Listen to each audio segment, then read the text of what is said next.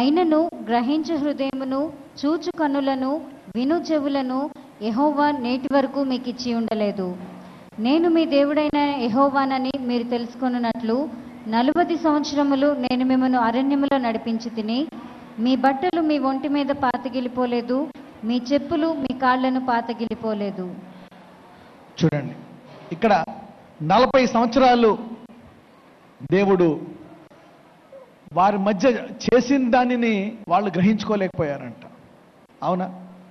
ఒక్కొక్కసారి అపవాది దేవుని యొక్క శక్తిని మనము గ్రహించుకోకుండా వాడు మన కళ్ళకు గంతలు కట్టేస్తాడు. The devil want to blind us, from not showing us the glorious things what God has done. ఇక్కడ చూస్తే ఇక్కడ దేవుడు చేస్తున్నా సరే వీళ్ళు గ్రహించుకోలేకపోయారంట. 40 సంవత్సరములు వాళ్ళ బట్టలు మాయలేదు, వాళ్ళ బట్టలు పాతబడలేదు, వాళ్ళ చెప్పులు అరగలేదు. అంటే అదే దేవుడు ఇప్పుడు ఉన్నాడా లేదా? ఉన్నాడు. అయితే ప్రతిసారి కూడా దేవుడు ఒక అభిషేకాన్ని ఉపయోగిస్తాడు. Hosea chapter 12 verse 13. ఒక ప్రవక్త ద్వారా యెహోవా ఇశ్రాయేలీయులను ఐగుప్తు దేశములో నుండి రప్పించెను. చూడండి, ఎవరి ద్వారా రప్పించాడంట? ఒక ప్రవక్త ద్వారా. ప్రవక్త ద్వారా ఆయన ఇశ్రాయేలీయులను ఐగుప్తు నుండి రప్పించాను. అంటే ఒక అభిషేకాన్ని దేవుడు ఉపయోగించి వారి నుంచి దేవుడు ఇతరులకు విడుదలిస్తాడంట. హల్లెలూయా. ఇక్కడ ఇశ్రాయేలీయులు ఐగుప్తులోంచి బయటికి రావడానికి కారణము ఎవరి ద్వారా? ఎవరా ప్రవక్త? మోషే ద్వారా. చదవమ్మా. ఒక ప్రవక్త ద్వారా యెహోవా ఇశ్రాయేలీయులను ఐగుప్తు దేశముల నుండి రప్పించెను. ప్రవక్త ద్వారా వారిని కాపాడెను. ఏంటండి? అంటే ఈ 40 సంవత్సరములు వారు బట్టలు మాయలేదు, వారి బట్టలు అరగలేదు, చెప్పులు అరగలేదు. దానికి కారణము అవునా? ఎవరు? మోషే, ప్రవక్తే. అంటే ప్రవక్త ద్వారా విడిపించాడు, ప్రవక్త ద్వారా అడవిలో కూడా ఎడారిలో కూడా కాపాడాడు. By a prophet. అవునా? అందరూ అభిషేకం అనండి. So anointing is very important అన్నమాట. అంటే ఒక అభిషక్తుని ద్వారా 40 సంవత్సరాలు ఆయన వారిని కాపాడడం కాకుండా ఏం చేశాడంట? ఆ బాధలోంచి 400 సంవత్సరాల బానిసత్వం నుండి ఏం చేశాడంట? దేవుడు విడిపించాడు అనండి. Yes, God he's set him free. ద్వితీయోపదేశ కాండము 8వ అధ్యాయము 2 నుంచి 4 వరకు. ద్వితీయోపదేశ కాండము 8వ అధ్యాయము 2 నుంచి 4 వరకు. మరియు నీవు ఆయన ఆజ్ఞలను గైకొందువో లేదో నిన్ను శోధించి నీ హృదయములో ఉన్నది తెలుసుకొనుటకు నిన్ను అణచు నిమిత్తమును అరణ్యములో ఈ 40 సంవత్సరములు నీ దేవుడైన యెహోవా నిన్ను నడిపించిన మార్గం అంతటిని జ్ఞాపకం చేసుకొనుము. ఆహారం వలననే కాక యెహోవా సెలవిచ్చిన ప్రతి మాట వలన నరులు బ్రతుకుదురు అని నీకు తెలియచేయుటకు ఆయన నిన్ను అణచి నీకు ఆకలి కలుగచేసి నీవే గాని నీ పితరులే గాని ఎన్నడూ ఎరుగని మన్నాతో నిన్ను పోషించెను. ఈ 40 సంవత్సరములు నీవు వేసుకునే బట్టలు పాతగిలలేదు, నీ కాలు వాయలేదు. హల్లెలూయా. అంటే వారికి కొన్ని కష్టాలు చూపించాడు. ఆయనే చెప్తున్నాడు, నేనే నిన్ను అణిచాను, నేనే ఆకలి కలుగజేశాను, నేనే సైతానుడు కొన్ని పనులు చేయడానికి నేనే అవకాశం ఇచ్చాను.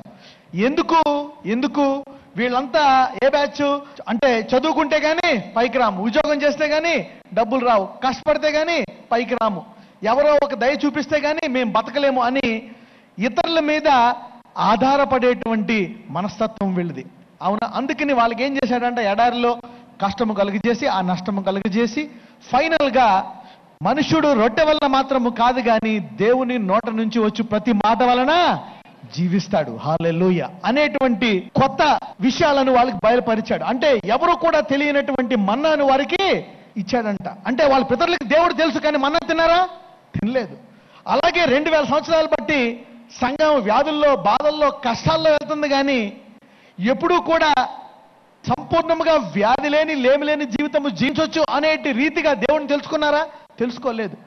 ఇన్ని సంవత్సరాలు ఇన్ని కష్టాలు ఇన్ని బాధలు వస్తున్నా కానీ దేవుడి నుంచి ఈ పరిష్కారాన్ని పొందుకోలేకపోయారు. అవునా?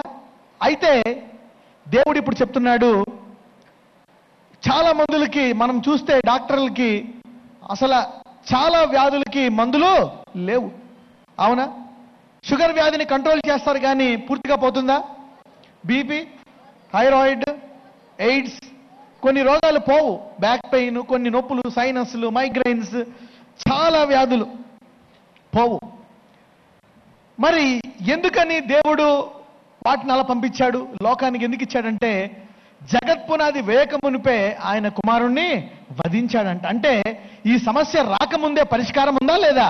ఉంది. మానవుడు ఈ పరిష్కారం ఎత్తుక్కొని ఈ పరిష్కారములో జీవించాలని దేవుని ప్రణాళిక. హల్లెలూయ. చూసారా? అందుకే ఈ వ్యాధులు, ఈ కష్టాలు ఇవన్నీ వచ్చినా కానీ ఇంకా సంఘము దేవుని నుంచి విడుదల వెతికిందా? వెతకలేదు. పరలోకమే అంటదన్నమాట. అందుకనే నేను 7-8 సంవత్సరాలు ఈ వ్యాధులు, ఈ బాధలు, ఈ కష్టాలు, ఈ అప్పులు, ఈ వివాహ సంబంధాలు ఎన్ని చూసి వీటికి పరిష్కారం ఉందా లేదా అంటే దేవుడు, నువ్వు ఇప్పుడేందుకు కనిపెట్టేది, నువ్వు ఇప్పుడే ఎతుకుతున్నావు, కానీ నేను ఎప్పుడో వేసేసాను, ఇప్పుడు ఎతుకుతున్నావు, త్వరగా ఎతుక్కో అని దేవుడు చూపించాడు. హల్లెలూయ. జగత్ పునాది వేకమునిపే పరిష్కారము పెట్టేశాడంట. He has showed the way before the foundation of the world. అంటే దేవుని వాక్యము ద్వారా గనక మనము జీవిస్తే లేమి లేని, వ్యాధి లేని, మరణము కూడా పాదాల కిందకి వచ్చేస్తుంది. హల్లెలూయ. అవునా? ఒక ప్రవక్త ద్వారా, అంటే ఒక అభిషక్తుని ద్వారా, ఒక అభిషేకము ద్వారా ఆయన వారిని విడిపించి వారిని నడిపించాడు. అక్కడ కొన్ని సమస్యలు వారికి చూపించాడు. దాని ద్వారా వాళ్ళు ఏం తెలుసుకోవాలా? మనుషుడు రొట్టె వలన మాత్రము కాదు కానీ దేవుని యొక్క మాట వలన. హల్లెలూయ. ఎప్పుడైతే మనము లేమి లేకుండా, ఏంటి వీళ్ళు సరైన ఉద్యోగాలు లేవు, ఫ్యామిలీలో వీళ్ళకి చదువులు లేవు, అయినప్పటికీ ఇంత సమృద్ధిగా ఉంటున్నారు అని ఆశ్చర్యపోవాలి లోకం. ఏంటి వీళ్ళకి ఒక్క రోగం రావట్లేదు? అప్పుడు అనుకుంటారు అనమాట, ఓహో దేవుని ద్వారా జీవిస్తే ఇలా జీవిస్తామా అని అందరూ యేసు ద్వారా జీవించడం నేర్చుకుంటారు. హల్లెలూయ. yes, let's read now. ఇప్పుడు మోషే అయిపోయిన తర్వాత ఎప్పుడైనా సరే ఒక ప్రవక్త కానీ ఒక అభిషక్తుడు వెళ్ళిపోయిన తర్వాత ఆ సంఘం మళ్ళా పడిపోతుంది, ఆ సమాజం పడిపోతుంది. అవునా? అయితే దేవుడు మోషే తర్వాత మరలా ఇంకొక వ్యక్తిని అభిషేకించాడు. ద్వితీయోపదేశ కాండము 31వ అధ్యాయము 7వ వచనము. మరియు మోషే యెహోషువను పిలిచి, నీవు నిబ్బరము కలిగి ధైర్యముగా ఉండుము. యెహోవా ఈ ప్రజలకు ఇచ్చుటకు వారి పితరులతో ప్రమాణము చేసిన దేశమునకు నీవు వీరితో కూడా పోయి దానిని వారికి స్వాధీనపరచవలెను. హల్లెలూయా. మోషే 40 సంవత్సరాలు ఇజ్రాయేలీలకి విశ్రాంతి ఇచ్చాడా లేదా? ఇచ్చాడు. 40 years ఎడారిలో ఉన్నా కానీ వాళ్ళకి వ్యాధి లేదు, లేమి లేదు. అవునా? కష్టపడ్డారా? పోను విత్తారా? పోనీ కోసుకున్నారా? ఏమీ లేదు. పొద్దున్న లేచి మన్న ఎన్నుకోవడము, కాసేపు ఉండడం, నడవడం, కాసేపు కూర్చోవడం, వాకింగ్ చేయడం, కూర్చోవడం, వాకింగ్ చేయడం. అవునా? పోనీ వాళ్ళ కాళ్ళు వాసాయా? వాయలేదు. అంటే ఒక అభిషక్తుని ద్వారా దేవుడు ఎలాగ వాళ్ళకి విశ్రాంతి ఇచ్చాడో చూడండి. 40 సంవత్సరాలు. దాని తర్వాత యెహోషువను ఎన్నుకొని యెహోషువతో ఏం చేస్తాడో చూద్దాం. యెహోషువ గ్రంథము 21వ అధ్యాయము 43 నుంచి 45 వరకు. యెహోవా ప్రమాణము చేసి వారి పితరులకు ఇచ్చేదనని చెప్పిన దేశమంతయు ఆయన ఇశ్రాయేలీయులకు అప్పగించెను. వారు దాన్ని స్వాధీనపరుచుకొని దానిలో నివసించిరి. యెహోవా వారి పితరులతో ప్రమాణము చేసిన వాటన్నిటి ప్రకారము అన్ని దిక్కుల యందు వారికి విశ్రాంతి కలుగచేసెను. ఆగండి, ఏమొచ్చిందంట? అన్ని దిక్కుల యందు. అంటే మళ్ళా ఇంకొక అభిషక్తుని ద్వారా ఒక స్థానం ఇచ్చి ఏం చేశాడంట దేవుడు? అన్ని దిక్కుల నుండి విశ్రాంతి. అంటే దేవుడు జగత్ పునాది వేయక మునిపే ఏం పెట్టాడు? విశ్రాంతిని పెట్టాడు మానవుడికి. అవునా? విశ్రాంతి, విశ్రాంతి అనండి, విశ్రాంతి. కానీ సాధారణంగా మనమే మన మాటల ద్వారా, మన ప్రసంగాల ద్వారా, మన బోధల ద్వారా మనం కష్టాలు తెచ్చుకున్నాం. ఎలాగా? ఉదాహరణకు ఒక పాట ఉంది. అవునా? అది నాకు పొద్దున్న జ్ఞాపకం వచ్చిందనమాట. ఆ పాట జ్ఞాపకం వచ్చి కొంచెం పాడిన తర్వాత ఏంటి ఇది పాడుతున్నాను అనుకున్నాను నేను. అది ఆశ్చర్యం వేసింది అనమాట. అదేం పాట అంటే, సియోను పాటలు సంతోషంగా పాడదాం, అందులో ఒకటి ఉంది. అవునా? లోకాన శాశ్వత ఆనందమేమియు లేదని చెప్పాను ప్రభు యేసు.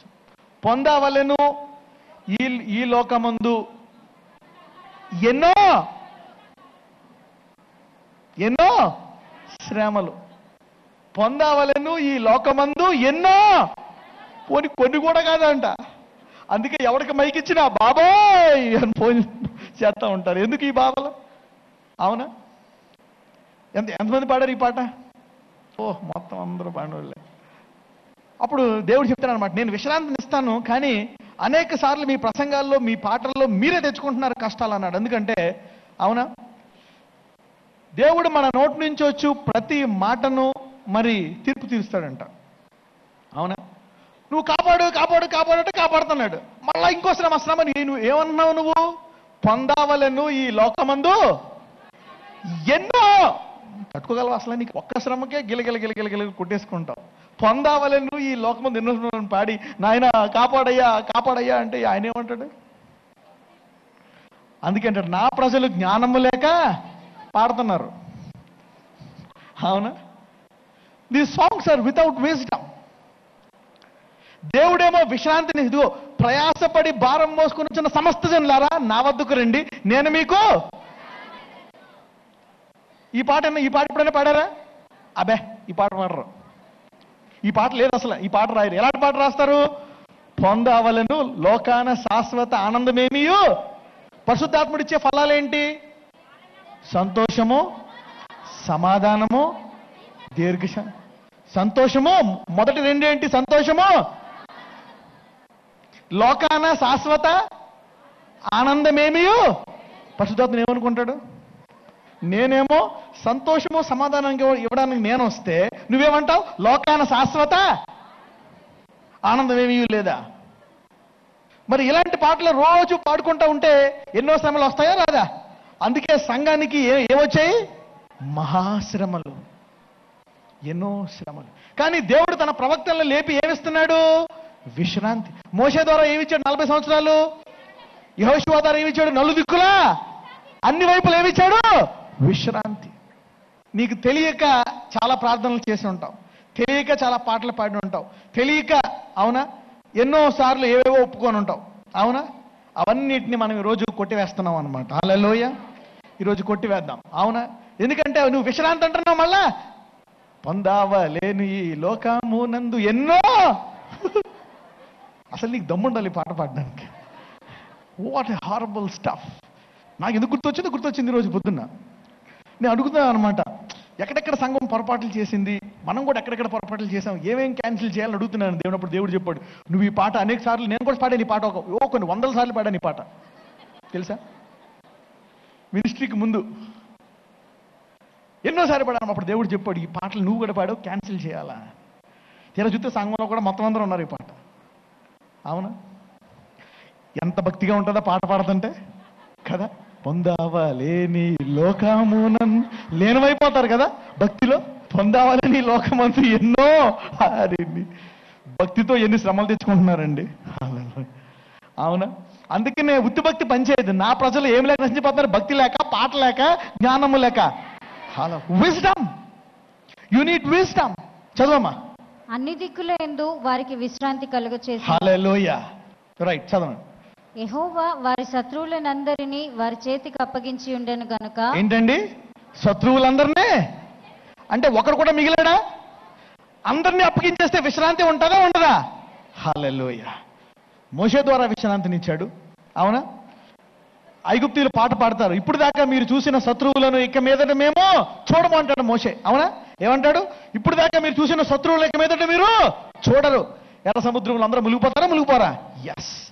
ప్రవక్తలు అభిషేకము విశ్రాంతినిస్తుంటే సంఘాలు ఏం తెచ్చుకుంటున్నాయి? ఎన్నో పొందవలను అంటే ఆర్డర్ ఇచ్చుకోండి. మీకు మీరు ఆర్డర్ ఇచ్చుకుంటున్నారు. You are ordering yourself, inviting yourself heavy problems. పైగా 1, 2 కూడా కాదంటే ఏంటంట? ఎన్నో. పక్కన చెప్పండి, అందుకే నీకు ఎన్నో శ్రమలు ఉన్నాయన్నాను. విశ్రాంతి పాటలు పాడదాం. Hallelujah. Let's speak and let's worship peace and rest from God. చదవమ్మా. యెహోవా వారి శత్రువులనందరినీ వారి చేతికి అప్పగించి ఉండెను గనుక వారిలో ఒకడును ఇశ్రాయేలీయుల ఎదుట నిలవలేకపోయెను. యెహోవా ఇశ్రాయేలీయులకు సెలవిచ్చిన మాటలన్నిటిలో ఏదియూ తప్పి ఉండలేదు, అంతయు నెరవేరెను. హల్లెలూయా. అంటే యెహోషువ కాలమంతా వాళ్ళకి ఏముందండి? ఏముంది యెహోషువ కాలమంతా? విశ్రాంతి.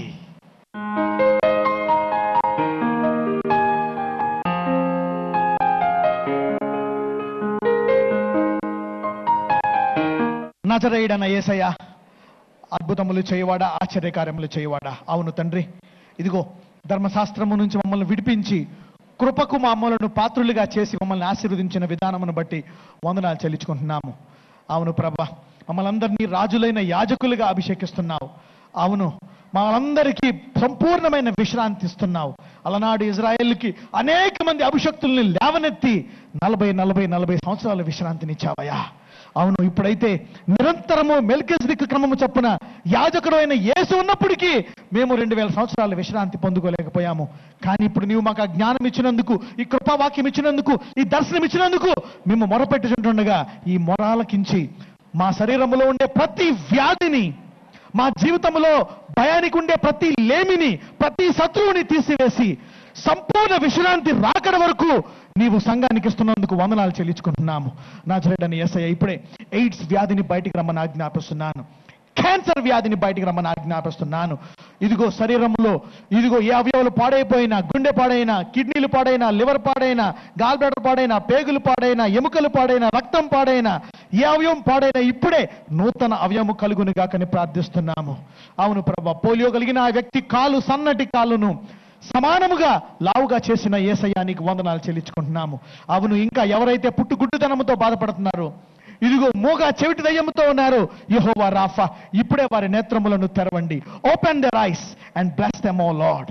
ఇదిగో ప్రభా, ఇంకా పుట్టుకతో ఏ సమస్యలు అయితే ఉన్నాయో ఇప్పుడే దాని వేరుతో ఆస్తమా, ఎలర్జీ, ఇదిగో కన్ను చూపు, ఇదిగో ప్రభా ఏ అవయవములో ఉండే వ్యాధినైనా, నొప్పినైనా బయటికి రమ్మని ఆజ్ఞాపిస్తున్నాను. Blood pressure, blood sugar, TB, thyroid out in Jesus name.